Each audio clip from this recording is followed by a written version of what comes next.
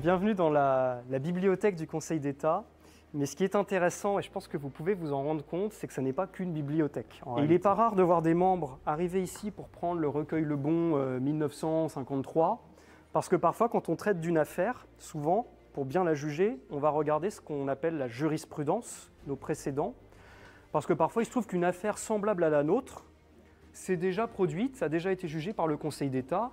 Parfois, c'était il y a 5 ans, donc il suffit d'aller sur notre base de données, sur un ordinateur, pour voir ce qu'on avait jugé à l'époque et voir si on peut juger de la même façon dans notre affaire à nous.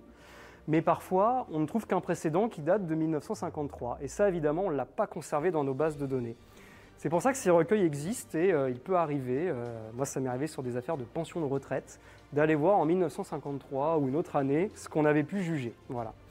Donc ça, c'est la bibliothèque. Mais ce qui est très intéressant dans cette salle, c'est qu'en fait, c'est aussi une salle de travail.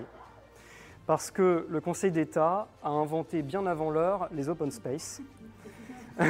Vous avez remarqué, la chose à remarquer ici, on n'a quasiment pas de bureau individuel au Conseil d'État. Moi, je vous avoue que ça m'a surpris, parce qu'avant d'arriver ici, j'étais dans un bureau individuel. Et au début, on peut être un peu distrait, on se demande pourquoi on est tous, en plus dans une bibliothèque où les gens passent.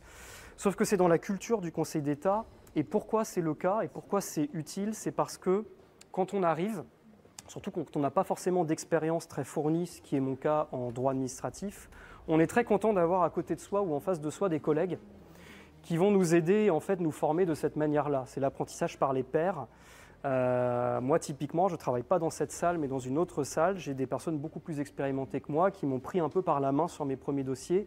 Et si j'avais été dans un bureau individuel et que je ne les avais pas à portée de main, j'aurais pu passer des jours entiers sur un point qu'il me suffit de demander à mon collègue. Et tout se passe comme ça depuis les origines, depuis 1875, depuis qu'on est au Palais Royal. Les salles de travail sont des open space et c'est vraiment dans la culture du Conseil depuis très longtemps.